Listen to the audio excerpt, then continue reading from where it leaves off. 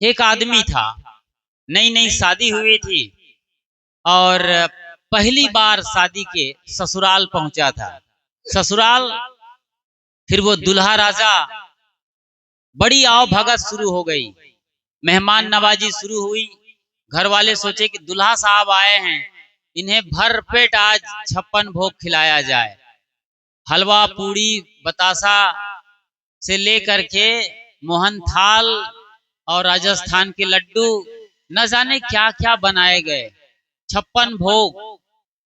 और दुल्हा साहब भी पहली बार ससुराल आया है, पत्नी कुछ बोली होगी, वो सारा मैसेज भी देना था और सब कुछ। और खाते खाते अपने पेट का हिसाब नहीं लगा पाया, कुछ ज्यादा ही खा गया प्रेम में पड़कर ससुराल के। और खा तो लिया मगर उसका पेट खराब हो गया, गड्ढमड होने लगा पेट।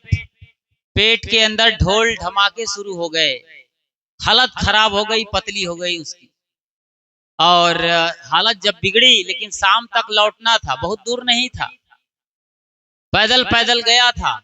गुजरे जमाने की बात है, जैसे उत्तर प्रदेश में बहुत दूर नहीं होते गांव, पास पास में गांव होते हैं, बस वही हाल उनका रहा। गए थे पैदल, कोई 2-3 घंटे का रास्ता रहा है, वापस लौटने लगा। तो लौटने के पहले जब विदा हो रहे थे वो, तो उनकी सास ने कहा, देखो बेटा, पेट बिगड़ गया है, घर में जाना, बेटी को बोलना खिचड़ी बनाओ, खिचड़ी खा लेना, वो पेट का सारा रोग ठीक हो जाएगा। अब वो आदमी था भूलन लाल, बड़ी जल्दी बातों को भूल जाता था। जैसे आप लोग कई बार चश्मा मस्तक पर चढ़ा करके चश्मा ढूंढते रहते हैं, कितने लोग हैं चश्मा वाले, चश्मा कान में फंसा कर टांग दिए हैं माथे पर और ढूंढ रहे हैं। कई बार आप लोग पेन को कान पर खोस देते हैं और ढूंढते रहते हैं। बस ऐसे ही भूलने की आदत थी उनकी।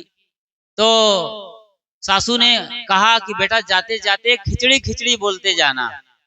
तो वो खिचड़ी खिचड़ी खिचड़ी ये कहते कहते आ रहा था ताकि भूल ना जाए। जैसे आप लोग भी कभी परीक्षा देने जाते हैं तो कुछ बातों को रट्टा मार लेते हैं, दोहराते रहते हैं। और आप लोग राम राम जपते रहते हैं, राम नाम जपना और पराया माल अपना। तो वो रट्टा मार रहा था, खिचड़ी खिचड़ी खिचड़ी। अभी चल रहा था कि खिचड़ी शब्द भूल गया, भूलन लाल था। अब खिचड़ी की जगह खाचड़ी हो गया, खाचड़ी खाचड़ी खाचड़ी खाचड़ी। किसान वहां पर बैठा था, अभी अभी वो धान छिड़का था और इंतजार कर रहा था बरसात की। कई दिनों से बारिश नहीं हो रही थी, धान के दाने बाहर पड़े हुए थे और चिड़िया परेशान कर रहा था, वो चिड़ियों को भगा रहा था। और ये आदमी जाके बोल रहा है बाजू से गुजरते हुए, खाचिड़ी खाचिड़ी खाचिड़ी। आदमी उठा, किसान उसको पकड़ा और 2-4 चांटे लगाया। बेवकूफ, यहाँ मैं दिन भर परेशान रहता हूँ चिड़िया भगाने में, तू कहता है खाचिड़ी खाचिड़ी खाचिड़ी। तो क्या बोलूं? तो भूलन लाल था। अरे तुम्हें बोलना है तो बोलो हुर्र फुर, ताकि चिड़िया सब भाग जाए, उड़ जाए। अब वो खिचड़ी और खाचड़ी सब भूल गया, हुर्र फुर याद कर लिया। अभी चल रहा है, आगे बढ़ता गया। अभी 15-20 मिनट गुजरा होगा कि एक शिकारी जाल बिछाकर बैठा हुआ था, चिड़िया फंसाने वाला। अब ये पास से गुजरता है, अभी उसका चिड़िया नहीं फंसा है, दिन भर से बैठा भूखा प्यासा है, चिड़िया फंसने ही वाला था। और ये कहता है हुर्र फुर, सारी चिड़िया उनकी उड़ गई। उसने भी उसके गर्दन को पकड़ा और 2-4 धूसा जमाया। पागल कहीं का, दिन भर का भूखा प्यासा बैठा हूं, चिड़िया फंसने वाली थी, तुमने उड़ा दिया। फिर कहा मैं क्या बोलूं? अरे तुम्हें कुछ बोलना ही है तो बोलो, आवत जाओ फंस फंस जाओ, आवत जाओ फंस फंस जाओ। अब यही बोलते बोलते वो आगे जा रहा है, यही गीत गा रहा है, रट्टा मार रहा है, आवत जाओ फंस फंस जाओ। चोर उधर से गुजर रहे थे, चोरी का माल नहीं मिला था, उल्टे में ये बोल रहा था आवत जाओ फंस फंस जाओ। चोरों ने उसको ऐसा कूटा वहां पर, बेवकूफ, दिन भर हम लोग तलाश कर रहे हैं, कुछ मिल नहीं रहा है और हमको तुम फंसाने का जुगत लगा रहे हो, आवत जाओ फंस फंस जाओ बोलते हो। खूब पिटाई किया। वो बेचारा अधमरा हो गया। ऐसे ही जो है पेट खराब था उसका। पिटाई कुटाई उसकी चल रही है लगातार। धीरे धीरे आगे बढ़ता है और कहता है, तो बोला कि मैं अब क्या कहूँ, आवत जाओ फंस फंस जाओ में तो मेरी हालत पतली हो गई है, पेट पहले से ही पतला है, क्या कहूँ। तो कहना है तो बोलो। लगा आवत जाओ ले ले धाओ। अब उधर से सरपंच होता है गांव का मुखिया, उसका बेटा गुजर गया था, उसकी अर्थी चल रही थी और ये बोल रहा है आवत जाओ धय धय जाओ, मतलब आते जाओ। अब एक आदमी चला गया है, धर लिया गया है यमराज के द्वारा, पूरा गांव परेशान है, गांव का होनहार बालक था और ये कह रहे हैं आवत जाओ ले ले धाओ। तो उस गांव वालों ने अर्थी किनारे लगाया, उसको फिर से मरम्मत कर दिया। बेचारा बिल्कुल चलने फिरने लायक नहीं बचा था। कहा हर बार कुटाई पिटाई हो रही, क्या कहूं। तो कहे ऐसा कुछ कहो कि शुभ शुभ बोलो, तुम मार नहीं खाओगे। तो क्या बोलना है। अब वहां चूंकि अर्थी थी तो कहा कि राम करे अस दिन कबहू न होए, ये बोलो तुम कि किसी गांव में कोई मरे ना, सबका बेटा जिंदा रहे, सब गांव सुख शांति से चले। तो वही रट्टा मारना शुरू किया, राम करे अस दिन कबहू न होए, राम करे अस दिन कबहू न होए। अब वही गाते गाते निकल रहा था। अभी गांव दूर था, आगे जाके देखता है और ये गाते गाते जा रहा है, राम करे अस दिन कबहू न होए, राम करे अस दिन कबहू न होए। अभी अभी गांव में गुजरा वो, गांव में एक बड़ा उत्सव चल रहा था। नीम पेड़ के नीचे एक बड़े घर के अंदर बच्चा जन्म लिया था। तमाम महिलाएं सोहर गा रही थी और ये गा रहा है राम करे अस दिन कबहू ना होए। अरे ऐसा आप सगुन, यहाँ सगुन का दिन चल रहा है, सोहर गा रहे हैं, मंगल गीत कर रहा है और ये बोल रहा है कि राम करे अस दिन कबहू ना होए। फिर वहां उसको मारा पीटा गया। कहा गया कि ऐसा बोलो राम करे अस दिन सब दिन होए, राम करे अस दिन सब दिन होए। अब ये कहते कहते आगे वो निकल रहा था। तो आगे जब पहुंचा दूसरे गांव में तो आग लगी हुई थी, लोग बाल्टी से आग बुझा रहे थे, पानी डाल रहे थे और ये चिल्ला चिल्ला के बोल रहा है राम करे अस दिन सब दिन होए, राम करे अस दिन सब दिन होए। फिर गांव वालों ने उसकी पूरी हड्डी पसली जो बची थी उसको भी रगड़ डाला, मसल दिया। कहा बेवकूफ, आग लगी है और हर दिन आग लगेगी बोलते हो, राम करे अस दिन सब दिन होए, तो क्या करना चाहिए। तो कहा बेटा तुम थोड़ी समझदारी रखो, तो एक काम करना, जहां भी आग दिखे, जहां भी आग लगी हो वहां पर तुम धूल डालो और पानी डालो। अच्छा, धूल और पानी डालना है। ये कहते कहते वो अपने मन में जा रहा था कि धूल डालना है पानी डालना है, धूल डालना है पानी डाल, जहां भी आग दिखे यही करना है। एक आदमी पेड़ के नीचे बैठ करके बीड़ी पी रहा था, शाम का वक्त हो चला था, अब बीड़ी अच्छी चमक रही थी, अब आग उसकी।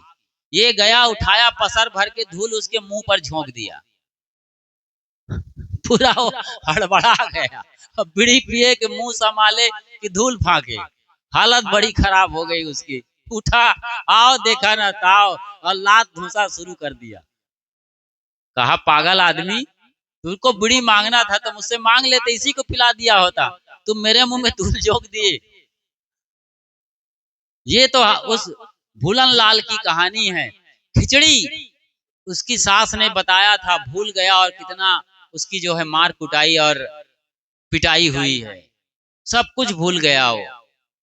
घर पहुंचा लेके गिरते पड़ते, पत्नी देखती है शाम का वक्त हो गया है, रात घिरने वाली है और इसकी हालत बड़ी खराब है, बाल उखड़े हैं, कपड़े फटे नजर आ रहे हैं, कहीं पर कीचड़ लगे हैं, कहीं पर काली। समझ गई वो सारी बात और कहा कि हुआ क्या, पूरी कहानी सुना दिया उसने। माँ ने क्या कहा था कोई दाल कुछ ऐसा करना कि वो कुकर में बनता है, चिपक जाता है कुकर में, क्या वही खाने के लिए बोला था। कहा मेरे भूलन लाल, माँ ने कहा था खिचड़ी खाने के लिए, और खिचड़ी के चक्कर में उस भूलन लाल की ही खिचड़ी बन गई थी। आज भूलन लाल की कथा और कहानी पर आपको हंसी आती है, लेकिन ये कथा कहानी किसी भूलन लाल की नहीं है, ये कथा और कहानी आपकी है। आप ही भूलन लाल हैं। भूलन देवी हैं। आप सब कुछ भूल गए हैं, असली घर भूल गए हैं, असली चीज भूल गए हैं, असली मुकाम को भूल गए हैं। साहब कहते हैं बीजक के 85 नंबर के शब्द पर, भूला लोग कहें घर मेरा, जा घर में तू भूला डोले, सो घर नाही तेरा। हाथी घोड़ा बैल वाहना, संग्रह कियो घनेरा, बस्ती माँ से दियो खदेड़ा, जंगल कियो बसेरा। गांठी बांध खर्च नहीं पठियो, बहुरिन कियो फेरा, बीबी बाहर हरम महल में बीच मियाँ का डेरा। नौ मनसूत अरुझ नहीं सुरझे, जन्म जन्म उर्झेरा, कहाँ कबीर सुनो हो संतो, यह पद का करहु निबेरा। भूला लोग कहें घर मेरा। भूले हैं वो लोग जो अपने घर को मेरा कहते हैं। मेरा है मेरा ऐसा मूढ़ जन्म भर करता, एक दिन मिट्टी के नीचे वह पड़ा पड़ा है सड़ता। ये रियलिटी दिखा रहे हैं साहब, ये सच्चाई आपके सामने प्रस्तुत करते हैं ताकि जाग जाओ। मैं और मेरा, मैं और मेरी के चक्कर में आप कितनी तबाही झेल रहे हैं, कितना दुख झेल रहे हैं। कचुमर निकल गई है जिंदगी की। धन बटोर रहे हैं आप, दौलत बटोर रहे हैं, जैसे बंद मुट्ठी में रेत, एक एक रेत के दाने सरक रहे हैं और जिंदगी बीत रही है। उम्र देख पल पल घटी जा रही है, निकट मौत छिन छिन चली आ रही है। समझ ले तू बंदे, समझ ले तू बंदे, इशारा घड़ी का नहीं है भरोसा, जरा जिंदगी का, जरा जिंदगी का, जरा जिंदगी का। जिंदगी बड़ी छोटी है और सामान सब बड़े बड़े हैं, और इन्हीं सामान, घर द्वार, बीवी बच्चे, मैं मेरा, दुकान मकान, TV cooler fridge washing machine के चक्कर में आदमी अपने मन को कमजोर कर लेता है, बांध लेता है इन चीजों से। साहब कहते हैं भूला लोग कहें घर मेरा। वो लोग भूले हैं जो घर को अपना मानते हैं। क्या घर आपका है? सोचिए जरा, जिस घर में आप पैदा हुए हैं, आपके पहले भी लोग थे, और उसके साथ चींटी से लेकर छिपकली जैसे तमाम प्राणी रहते हैं। लोग कछुआ भी पाल लेते हैं, खरगोश पाल लेते हैं, कुत्ता भी पालते हैं, वो सबका घर है। वो आपका कैसे हो गया? आपने जरूर रजिस्ट्री और बैनामा करा रखा है, लेकिन क्या रजिस्ट्री कराने मात्र से घर आपका हो गया? एक हिचकी आती है मौत की और घर का आदमी यूं चला जाता है जैसे कभी हुआ ही ना हो। आस पास जोधा खड़े, सबे बजावत गाल, मंज महल से ले गया ऐसा अपरबल काल। कोरोना में आपने देखा, आप हाथ पकड़े थे अपने दामाद के, पति के, बहू के, सास के, बेटे के, अपने परिजनों के लोग हाथ पकड़े थे, और कोरोना में सारे लोग मौत के मुंह में चले गए। अरबों खरबों लोग मारे गए थे कोरोना के वक्त। क्या उनका घर नहीं था? अभी नेपाल के अंदर मैं वहीं पर था जब वहां पर जेएनजी वालों ने आंदोलन किया था। इतना बड़ा अटैक किया कि वहां के राजनेताओं को, जो प्रधानमंत्री, गृह मंत्री और वित्त मंत्री रहे हैं, ऐसे बड़े बड़े मंत्रियों को जो अपना देश कहते थे, मेरा देश, मैं मंत्री, मैं मिनिस्टर, मेरी चलेगी हुकूमत, दौड़ा दौड़ा के पीटा लोगों ने, वहां के जवानों ने। एक पौडेल जो वहां के फाइनेंस मिनिस्टर और उप प्रधानमंत्री रहे हैं, उनको तो ऐसे मारे कि वो भाग रहे थे घर से निकल के, एक लड़का उछल करके उसके छाती पर मारता है, वो धड़ाम से गिर जाते हैं। भागते भागते वो विष्णुमती नदी में जाता है, वहां पर लड़के चले गए और नदी के अंदर उसको कूट रहे हैं, पीट रहे हैं, प्राण की भीख मांगते नजर आए।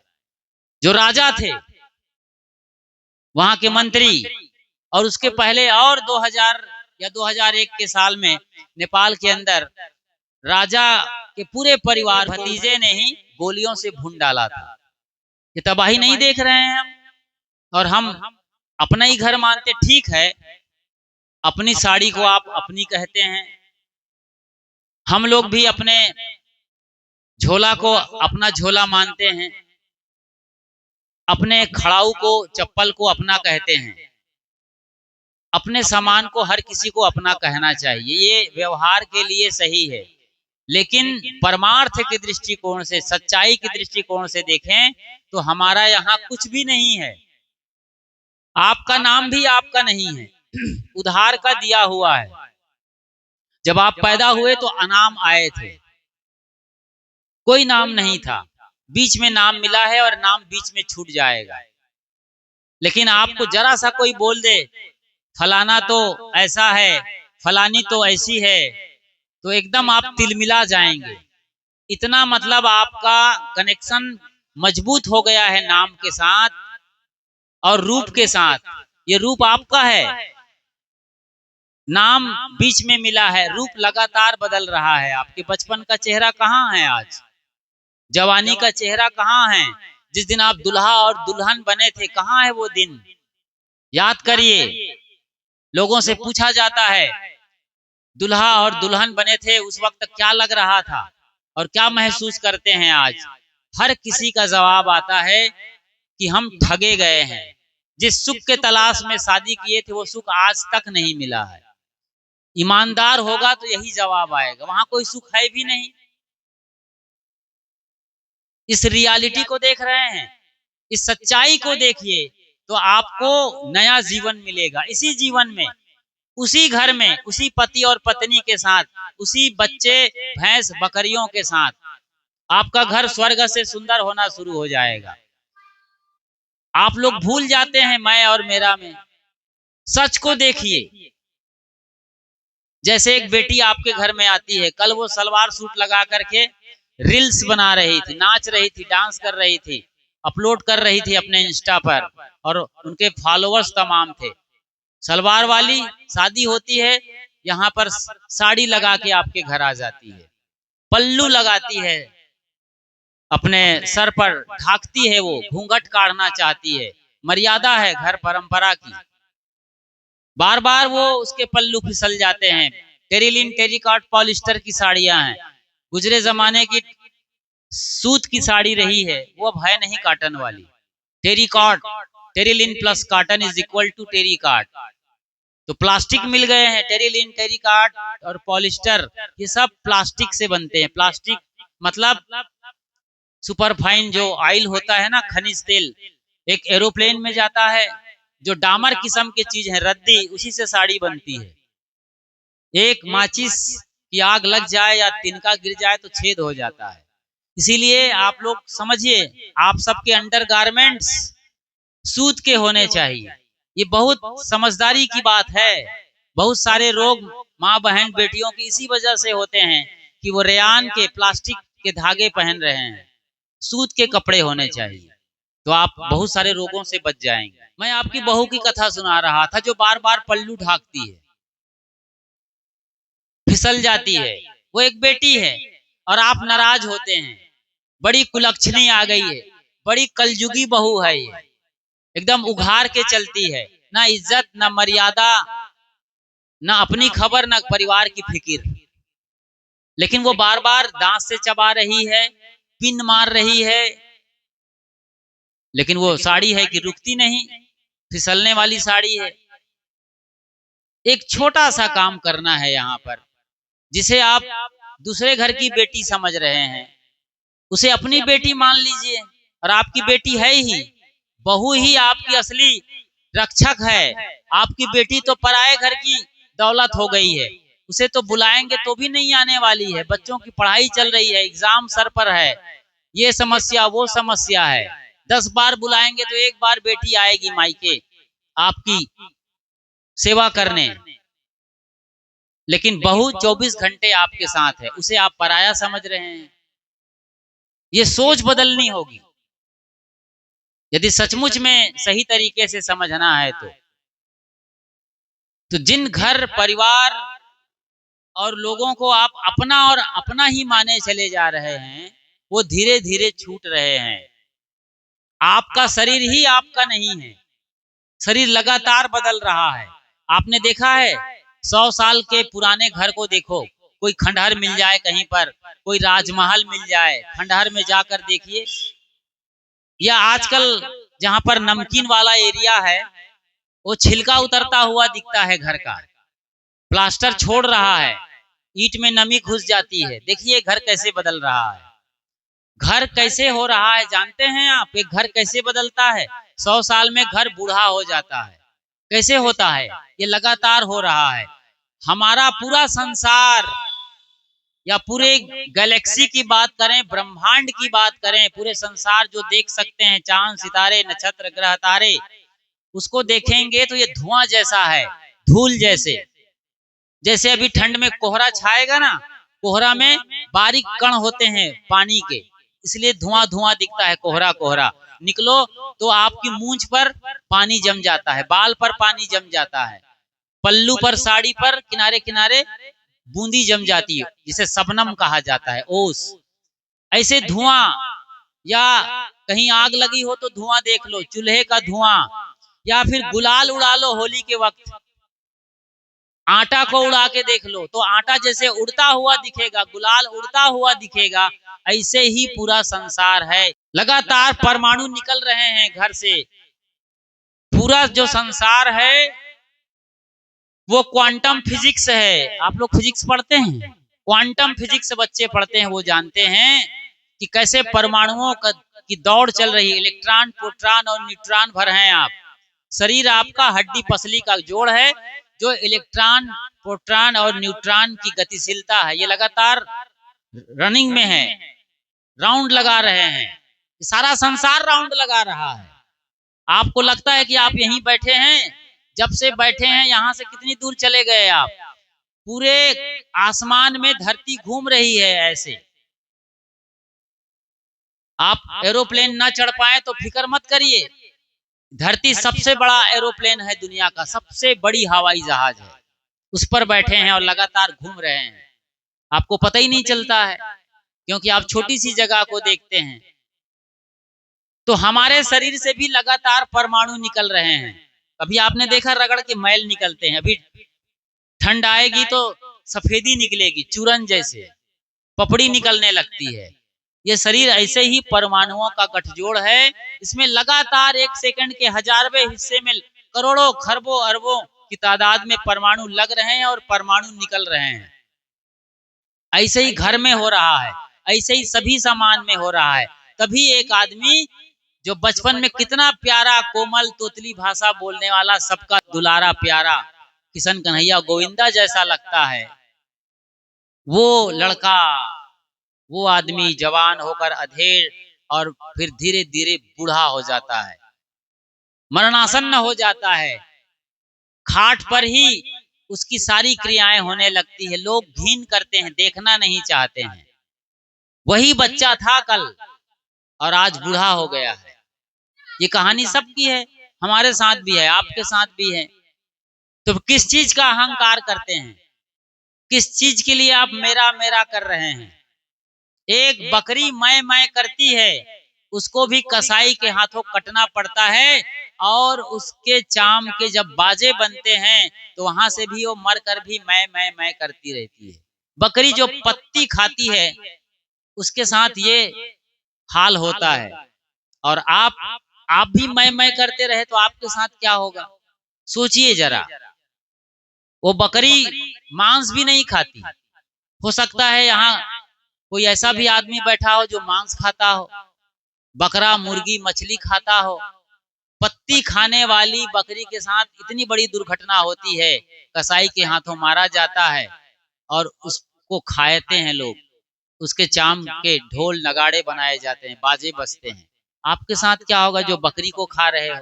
बकरी की कितनी बड़ी दुर्दशा होती है, तो बकरी खाने वालों को कितनी बड़ी महा दुर्दशा होगी, अंदाजा लगा सकते हैं। भूला लोग कहें घर मेरा, जा घर में तू भूला डोले, सो घर नाही तेरा।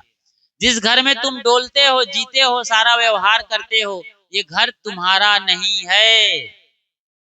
10-20 साल के लिए हो सकता है, 70 साल के लिए हो सकता है, लेकिन आखिर तो छोड़ना पड़ेगा कि नहीं। कोई बैठा है 100 के बाद का, कोई बैठा है घर के अंदर?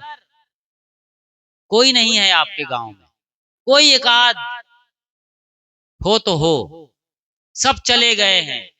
दादा बाबा औ पर पाजा, जिनके यह भुई भाड़े हो, आंधर भय हियहु की फूटी, तिनका है सब छाड़े हो। बीजक में साहब कहते हैं, बीजक सदगुरु कबीर साहब की मौलिक रचना है। वो बैठते थे पेड़ के नीचे और लोग इकट्ठे हो जाते थे, उनके बीच में यही बानी वो बोला करते थे। पद गाते थे, साखी बनाते थे, गाते थे रमैनी सब्दी साखी, भजन गाते थे। लोग उनके चेले लिखा करते थे और धीरे धीरे ग्रंथ बन गया। इस तरीके से साहेब की मौलिक रचना बीजक है, इसे पढ़ना चाहिए। बीजक पर सदगुरु अभिलाष साहेब की कबीर पारक संस्थान से 2 खंडों में व्याख्या निकलती है, उसे पढ़ना चाहिए। वरना YouTube चैनल पर अभिलाष साहेब आप सर्च करेंगे तो उनके प्रवचन जरूर सुनिएगा। हाथी घोड़ा बैल वाहना, संग्रह कियो घनेरा, बस्ती माँ से दियो खदेड़ा, जंगल कियो बसेरा। हाथी घोड़ा बैल वाहना, साहब कहते हैं आदमी क्या इकट्ठा कर रहा है आज। साहब के जमाने की बात है ये, 600 बरस पहले। गोधन गजधन बासधन और रतन धन खान, जब आवे संतोष धन, सब धन धूरी समान। उस समय गाय को धन समझा जाता था और अन्य जो धन धान्य होते थे खाने पीने के, उन्हें ही धन समझा जाता था। उस वक्त ये रुपये पैसे डॉलर नहीं चलते थे। हीरे जवाहरात रहे हैं, उनको धन समझा जाता था, सोना चांदी को। तो उस वक्त तक गाड़ी घोड़ा, आज का जो स्कूटर है, मोपेड है, फॉर्च्यूनर है, स्कॉर्पियो है, बोलेरो, रोल्स रॉयस और न जाने कितने और भी तमाम गाड़ियां, 4 व्हीलर्स, दुपहिए वाहन, उस वक्त तक कुछ भी नहीं थे। साइकिल का भी जमाना नहीं था, वरना साहब इनका भी नाम लेते थे। इसलिए साहब कहते हैं हाथी घोड़ा बैल वाहना, संग्रह कियो घनेरा। वाहना वाहन, वाहन शब्द से आज की जो आधुनिक गाड़ियां और व्हीकल्स हैं वो सब आ गए। संग्रह कियो घनेरा, बस्ती माँ से दियो खदेरा, जंगल कियो बसेरा। कितना इकट्ठा कर लो आप, लेकिन छोड़ के जाना पड़ेगा। छाती पर बांध के नहीं ले जाएंगे आप।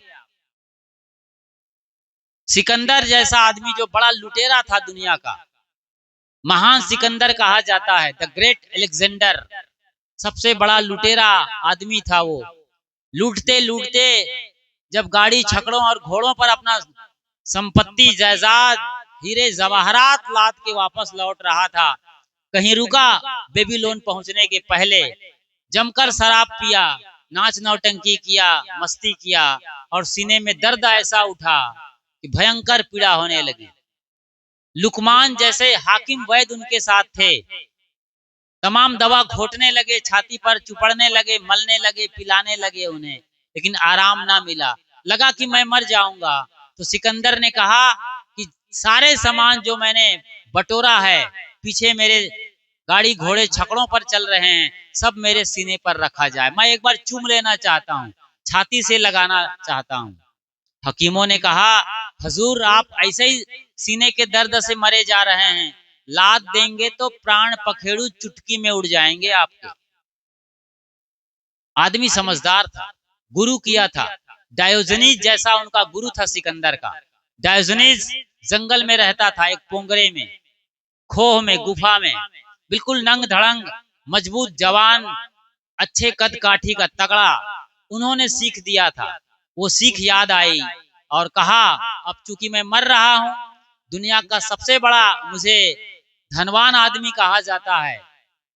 बहुत कुछ लूटा मैंने, मेरे जैसा किसी ने और ना लूटा होगा, इतनी संपत्ति है, लेकिन एक तिनका तक नहीं ले जा पा रहा हूं। तो मेरे दोनों हाथ अर्थी से बाहर कर देना जब मैं मर जाऊं। इकट्ठे कर जहां के जर, सभी मुल्कों के माली थे, सिकंदर जब चला दुनिया से, दोनों हाथ खाली थे। वो मैसेज दिए, क्या आप और हम मुट्ठी बांध के जाएंगे? कोई गया है? अंबानी और अडानी क्या ये करने वाले हैं? बिल गेट्स, एलन मस्क, कोई ले जाएंगे तिनका भर? कोरोना टाइम में इटली में एक घटना हुई थी, मेरे ख्याल से चौराहे पर एक घर था, गाड़ी मोटर बंगले की कोई कमी नहीं, चौराहे पर एक बढ़िया राउंड शेप में घर बना हुआ था। कोरोना में सारे परिजन मारे गए, एक अकेला आदमी बच गया किसी तरीके से। अभी वो जवान था, उसके माँ बाप, बीबी, बच्चे और जो चाचा भतीजा सब चले गए। बहुत पीड़ा हुई, उसे लगा मैं जिंदा रह के क्या करूंगा। उठाया सारा पैसा, छत पर गया और सब बिखेर दिया चौराहे पर, फेंका वहां से। लोग बटोरने लगे, जितना बटोर पाए बटोरे, बोरा में भरे, और फाइनली वो आदमी वहां 4 मंजिल ऊपर से कूद कर चौराहे में दम तोड़ दिया। मैं किसके लिए जीऊंगा? उस अभागे को यही पता नहीं था, कबीर साहब का ज्ञान नहीं मिला था, संतों का ज्ञान नहीं मिला था, वरना जिंदगी बड़ी बेशकीमती है। शरीर जरूर मरण धर्मा है, लेकिन इस शरीर से मुक्ति और मोक्ष का काम करना है हमें। ये भवयान है, जगत से पार जाने का जहाज है। इसे यूं ही मिट्टी तेल डाल के नहीं जलाना है, ट्रेन के नीचे आकर नहीं काटना है, सल्फास की गोली खा के नहीं मारना है, पंखे पर अपना दुपट्टा से सुसाइड नहीं करना है। चाहे कुछ भी परिस्थितियां आ जाए, कोई फर्क नहीं पड़ता है, एक अकेला आप काफी हो। अकेले ही आए हो, अकेले ही जाने वाले हो, क्या फर्क पड़ता है सब लोग विदा हो जाएं। कौन बचा था, किसका बचा था? किशन कन्हैया जो अवतारी कहे जाते हैं, विष्णु के अवतार है, 16 कलाओं वाले, जिंदगी भर जंग करते रहे, छल छद्म करते रहे, कुशल राजनीतिज्ञ रहे। आखिर में उनके परिवार की बात आती है, जब वो 90 बरस क्रॉस कर गए थे। बड़े ज्ञानी ध्यानी योगी थे कन्हैया। श्री कृष्ण महाराज की बात कर रहे हैं हम, जिन्हें आप भगवान कहते हैं। क्योंकि वो जिंदगी भर जंग कर रहे थे, उनके जो बेटे नाती पोते सब लड़ाकू निकल गए थे। आहूक और अक्रूर, ये दोनों खानदान के उनके लोग बचे हुए थे, उनके ही खानदान के लोग थे। आपस में खूब शराब पान किए और लड़ कट के सब मर गए, कोई नहीं बचा कन्हैया के परिवार का, वो बूढ़ा अकेला बचा रहा। उनके 3 गुरु थे और तब अपने आप को संभाला था। कुल गुरु कृपाचार्य, शिक्षा गुरु सांदीपनी, जिन्होंने उनको राजनीतिज्ञ और धनुर्विद्या और तमाम चीजें दिया था, शिक्षा गुरु थे। और आखिरी गुरु थे उनके अध्यात्म के, घोर आंगिरस। राम के गुरु वशिष्ठ और विश्वामित्र थे।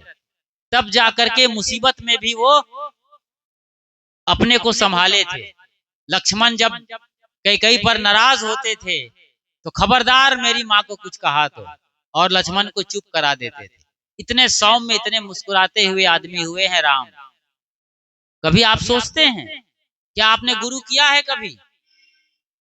सोचिए जरा, आपके कोई गुरु हैं, जीवित गुरु? माटी पत्थर गोबर के भगवान हो सकते हैं, जिनको बड़े आराम से आप ठग देते हो।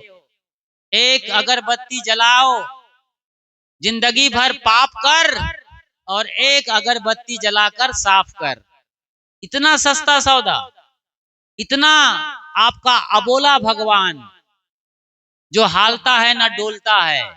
बढ़िया सस्ता सौदा लोगों ने आविष्कार किया है। और पंडित, माफ करेंगे आप, लेकिन ये होता है।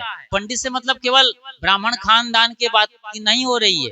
पंडित से मेरा मतलब है जो धर्म के ठेकेदार हैं, मुल्ला मौलवी मुसलमानों में, पोप पादरी ईसाइयों में, और पंडित पुरोहित हिंदुओं में। अच्छे पंडित भी हैं, समझदार हैं, जो ज्ञान देते हैं, उनकी हम प्रशंसा करते हैं, बलिहारी हैं, कुर्बान हैं उन पर हम। सत्या सत्य विवेकनी बुद्धि पंडा यस्य बुद्धि पंडा सा पंडितः। ये पंडित की परिभाषा है। कोई पंडित घराने में ब्राह्मण के घर पैदा होने से कोई पंडित और ब्राह्मण नहीं होता है। सत्या सत्य विवेकनी बुद्धि पंडा, जो सत्य और असत्य का निर्णय करने वाली जो बुद्धि है उसे पंडा कहा जाता है। विवेकवती बुद्धि वाला आदमी पंडा है, और जिसकी बुद्धि पंडा है वही असली पंडित है। तो आप में से कोई भी जाति के हों, आप यदि वाकई में विवेकी हैं, पारखी हैं, समझदार हैं और सही फैसला लेते हैं अपने लिए, अपने परिवार के लिए, तो यहाँ हर आदमी बैठा हुआ पंडित है। हमारे गुरुदेव सतगुरु अभिलाष साहेब जी रामत में थे, किसी गांव में खाट पर बैठे गुनगुनी धूप सेंक रहे थे ठंड के दिनों में। उनके चेले काम कर रहे थे, कोई रसोई बना रहा था, कोई कपड़ा धो रहा था, कोई सफाई कर रहा था, कोई लिखाई पढ़ाई कर रहा था। तो एक आदमी आया गांव का, बड़ा मस्तक वाला, तिलक चंदनधारी, चुटैया वाला, पोथी पत्राधारी वाला, पंडित नामधारी, और कहा, गुरु महाराज क्या ये जितने आपके बच्चे नजर आते हैं शिष्य, इनमें कोई पंडित है?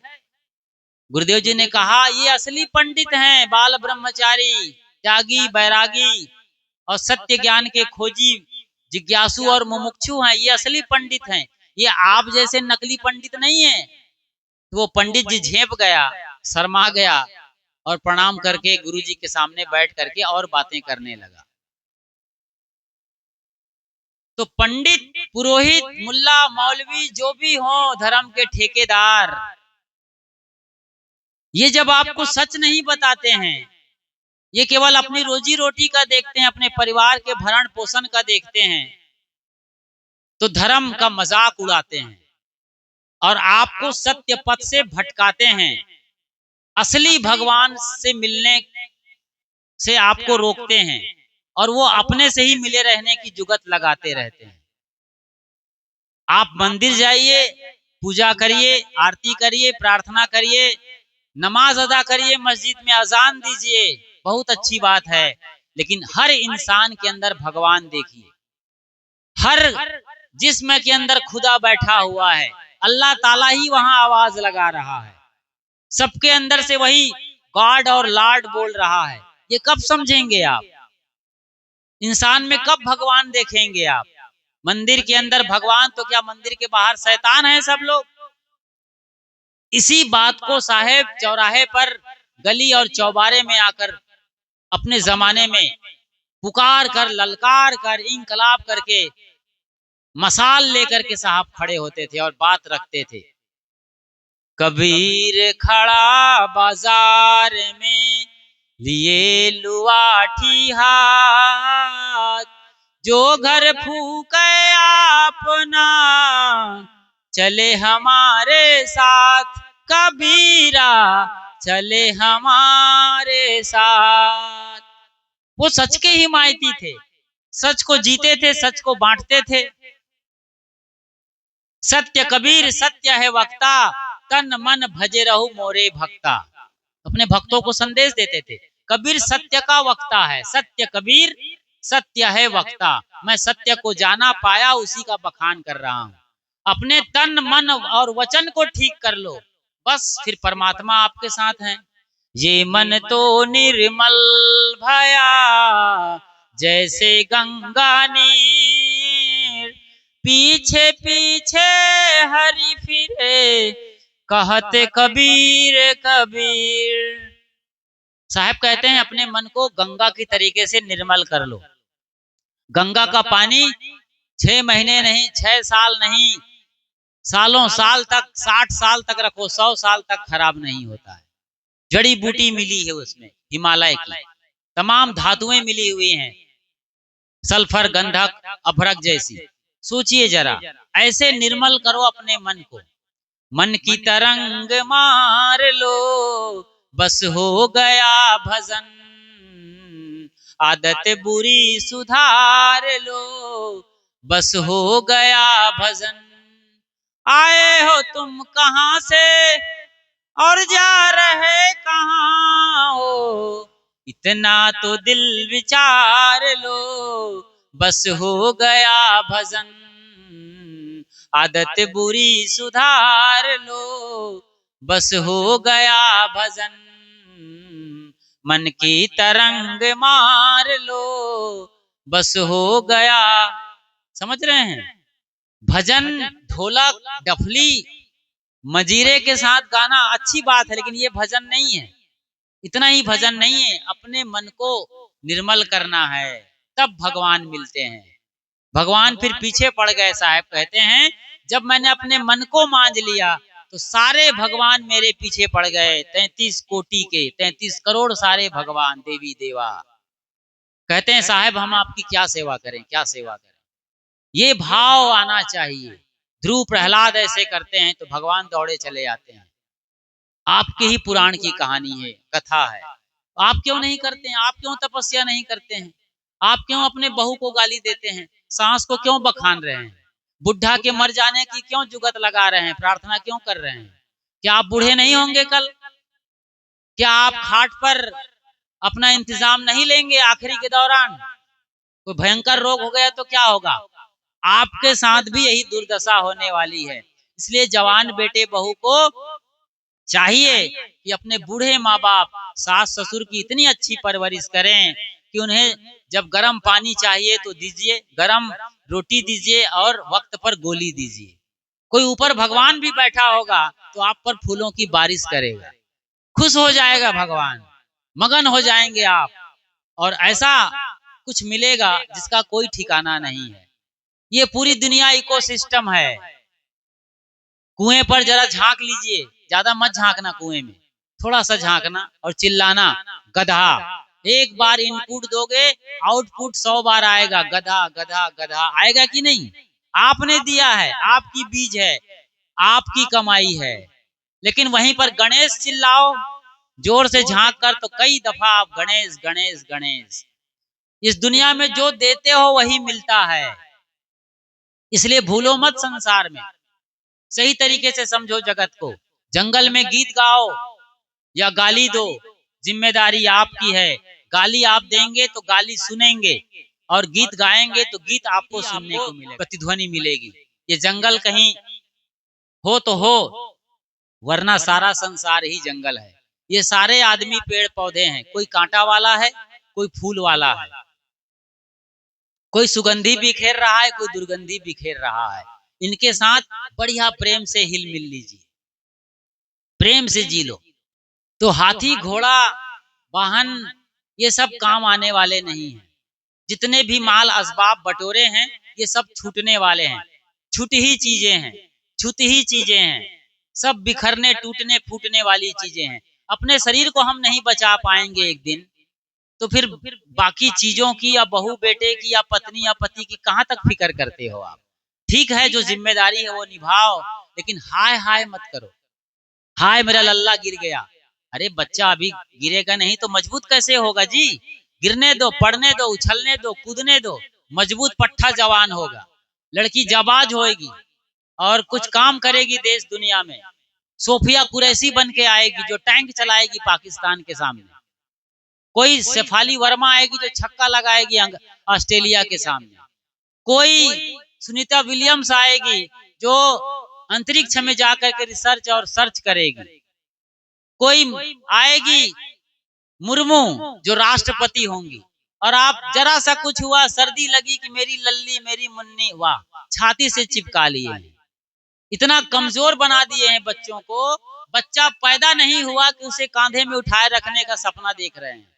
अरे बच्चे को चलने दो, दौड़ने दो। जरा सा रोया गोदी में, जरा सा कुछ। अरे बच्चा रोता है तो रोने के भी कई तरीके होते हैं उसके। हर बार बच्चा एक ही जैसे नहीं रोता है। अच्छी माँ जो एकदम स्मार्ट माँ है ना, स्मार्ट मॉम जिसे कहते हैं आज, वो समझती है कि बच्चे की रोने की आवाज क्या है। बच्चे को टॉयलेट लगा हो तो उसका रिंगटोन अलग होता है, जोर से रोएगा एकदम तकलीफ दर्द वाला। लेकिन माँ को बुलाना होगा तो बड़े मजे से रोएगा। वो रिंगटोन समझती है माँ। तो खाने को रिंगटोन अलग है, पीने का रिंगटोन अलग है, टॉयलेट जाने का, उनका सबका रोने का अंदाज अलग है। तो आप सोचते हो बच्चा रो रहा है मतलब बिल्कुल हमको बुला रहा है। बच्चे को पुचकारो, चुम्मा लो, वो ठीक है, लेकिन हर बार कांधे पे टांग के घूमना, गोदी में लटकाए रखना, उस बच्चे को कमजोर करना है। फिर उसका दिल दिमाग भी कमजोर होगा, परजीवी हो जाएगा बच्चा, नपुंसक भी हो सकता है, नामर्द हो सकता है। मेरा मतलब है कुछ भी करने धरने से बाज आने वाला निकम्मा औलाद। ये निकम्मी औलाद किसी काम के नहीं है। धुआं उड़ाएगा गाड़ी में भर करके पेट्रोल पैसे का, बाप की कमाई उड़ाएगा, और लड़कियां फिर फैशन की दीवानी हो जाएंगी और छोटे छोटे कपड़े पहनकर आज रील्स बना रही है। देश को बर्बाद करने में ये इन लोगों का बड़ा हाथ है। सोशल मीडिया, ऐसे प्लेटफॉर्म, ऐसे लोग, ऐसे नेता, ऐसे खिलाड़ी, ऐसे नेत्री अभिनेत्री, ऐसे हीरो हीरोइन, इनके रोल मॉडल्स हैं। घर बिगड़ रहा है। इसीलिए साहब कहते हैं भूला लोग कहें घर मेरा। ये जो दुनिया में जीने का अंदाज है आपका, जो आपका डाउनफॉल हो रहा है, नीचे की तरफ यात्रा हो रही है, आपके संस्कार बिखर रहे हैं, टूट रहे हैं, परंपराएं खत्म हो रही हैं। एक जमाना था जब सिलबट्टे में चटनी पीसी जाती थी, टमाटर मिर्चा और धनिया की चटनी पीसो कभी पत्थर पर, तो कितना स्वादिष्ट लगता है। लेकिन आज मिक्सी आ गई है, फर्र से घुमा दिए, तैयार है चटनी, झाग वाला खाओ। अब न स्वाद है न मजा है उसमें, चाटते रहो, चटनी है ही नहीं, खाली ऐसे ही चाट रहे हो। और इसी के चलते जो बहु बेटियां झाड़ू मारती थी रगड़ करके, आंगन बुहारती थी, तुमने आंगन नहीं बुहारा कैसे आएंगे भगवान, कैसे आएंगे भगवान। आंगने नहीं बुहारते हैं, भगवान कहाँ से आएंगे? मैं बताता हूँ भगवान कौन है, अभी बता रहा हूँ। आप झाड़ू नहीं लगाते रगड़ करके, पानी नहीं भरते कुएं से, सब बटन दबाओ और वरुण देव हाजिर है, जल देवता। बटन दबाइए, स्विच ऑन करिए और पवन देव हाजिर हैं, अग्नि देव हाजिर हैं, सब चूल्हे जल रहे हैं, भोजन पक रहा है। ये जो ऑटोमेटिक लाइफ हो गई है, स्विच वाली लाइफ, लाइफ इन स्विच, इसने सबका जिंदगी खत्म कर दिया है। इसीलिए जो चक्की चलाती थी हमारी माँ बहनें, झाड़ू लगाती थी, गोबर कचरा करती थी, तो उनका पूरा ये पेट का सिस्टम फ्लेक्सिबल हुआ करता था, अच्छी खासी फ्लेक्सिबिलिटी थी, लचीलापन था यहाँ पेट में। तो आराम से जब वो गर्भवती होती थी तो 9 महीने के बाद जब वो घूर पर जा रही है कचरा फेंकने के लिए, तो वहीं पर घूरे लाल पैदा हो जाता था, मेड़ पर मेड़ी लाल कचरू मल पैदा हो जाया करता था, कचरा फेंकते फेंकते। लेकिन आज ये नहीं हो रहा है, पेट को फाड़ा जा रहा है। दुर्भाग्य, कहां से भगवान आएंगे? पहले भगवान यूं ही आते थे, अब भगवान को खींच करके लाना पड़ रहा है। ये भगवान के साथ अत्याचार हो रहा है, जिंदगी के साथ अत्याचार हो रहा है। फिर से लौटो आप वापस पुरानी जिंदगी में, तो मजा ही मजा है। कोदो कुटकी खाने के लिए डॉक्टर बोल रहे हैं आज, मिलेट कहते हैं वो, ज्वार बाजरा को। नेचुरल लाइफ था गुजरे जमाने का, आज से कोई 30-40 साल, लालटेन के जमाने की बात करिए आप। सब रखो, साधन सुविधा सब रखो, लेकिन थोड़ा सा पुरानापन भी रखो। अभी वो आ गया है टेफ्लॉन वाला बर्तन आ गया है, टेफ्लॉन का उसमें कोटेड है, टेफ्लॉन कोटेड मतलब काली परत बिछी हुई है तवा पर। वो फ्राई पैन आ गया है, वो धीरे धीरे जब गलता है तो आपके शरीर को बर्बाद करता है। ये छोटी सी बातें हैं, छोटी छोटी चीजें हैं। एल्यूमिनियम खतरनाक है, उसमें लेड होता है, वो शीशा जा करके सड़ता ना गलता है और आपको बर्बाद करता है, कैंसर होता है। खान पान पर बोले तो बहुत सारी बातें हैं।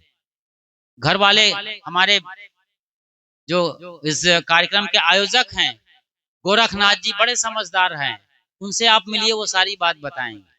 तो भूला लोग कहें घर मेरा, जा घर में तू भूला डोले, सो घर नाही तेरा।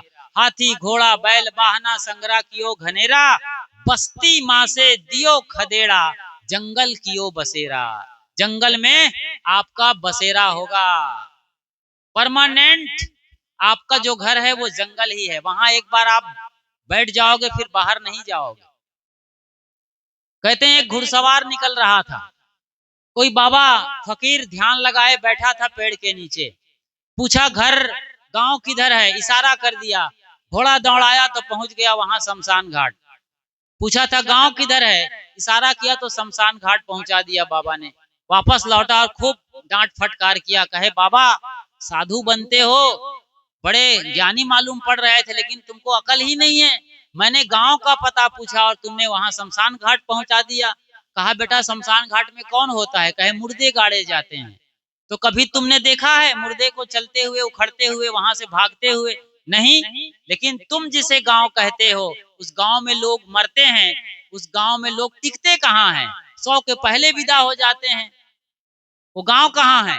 ये गांव असली है जहाँ परमानेंट बसा जाता है। ये असली घर है शमशान घाट। और आप शमशान घाट से डरते हो। सबसे बड़ा शमशान घाट क्या है जानते हैं आप? सबसे बड़ा शमशान घाट आपका बिस्तर है।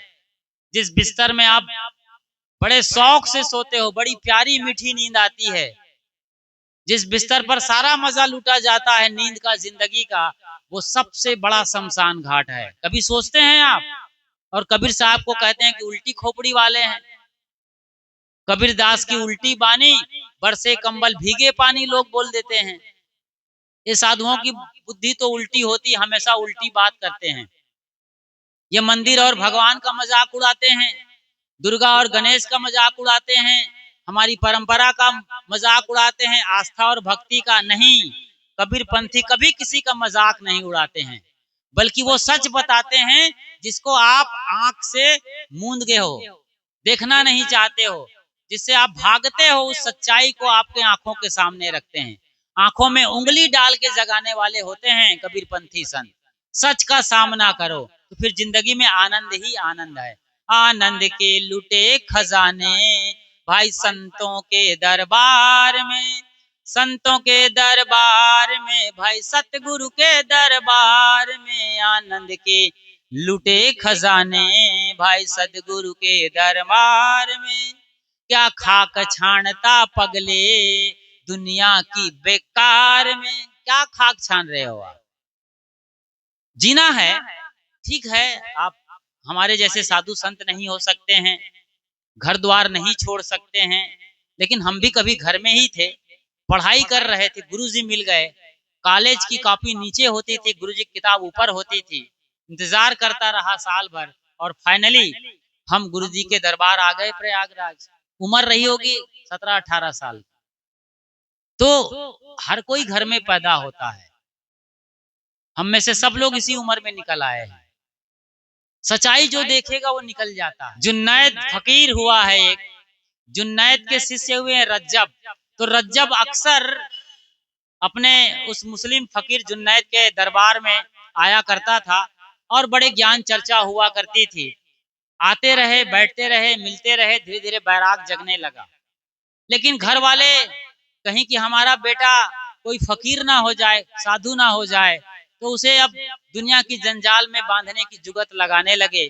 और आखिरकार एक दिन ऐसा आया जब रज्जब शादी को तैयार हो गया और मोहर लगा के दुल्हन की बारात लेकर के वो निकल रहा था, घोड़ी पर सवार होकर के, बैंड बाजा बारात जो भी उस वक्त रहा होगा वो लेके चल रहे थे। और गुरु के दरबार से, यानी गुरु के जो आश्रम रहे हैं, वहां से वो निकल रहा था। गुरु को खबर मिली कि रज्जब तो गज्जब कर रहा है, और गुरु जी बाहर आए और वही लाइन बोला, रज्जब तूने गज्जब किया, सर पर बांधा मोर, आया था हरि भजन को, किया नरक को ठौर। उसने वहीं पर अपना मोर फेंका और गुरु जी के चरणों में दंडवत अपने को बिछा दिया।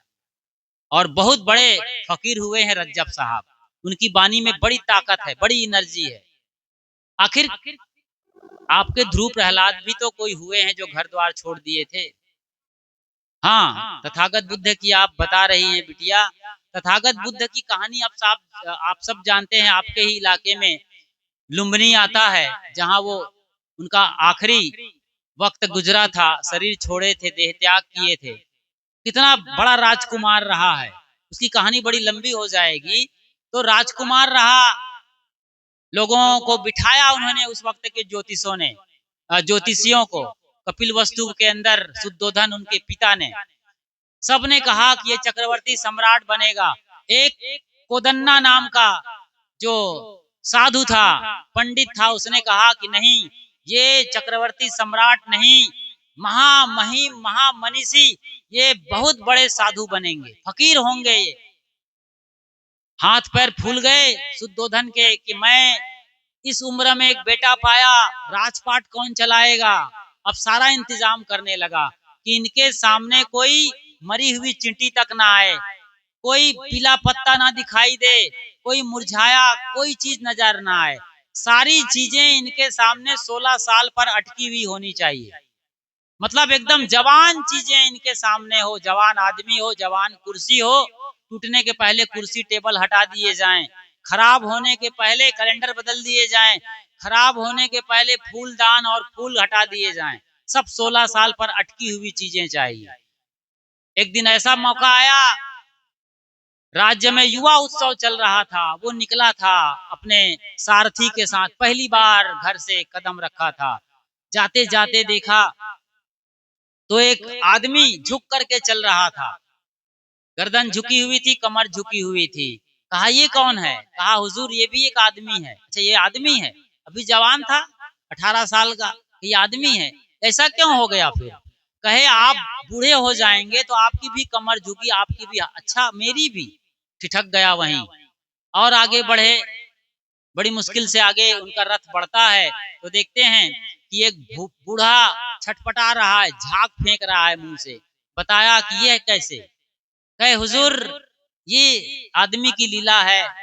एक बूढ़ा जवान की हालत से जब इस दशा में आएगा, मतलब एक जवान बचपन से जवान जवान होगा और बूढ़ा होगा तो उनकी भी ये हालत होने वाली है, बीमार होगा तो वो झाग निकलेगा और भयंकर रोग का शिकार होगा। फिर आगे एक अर्थी निकल रही है।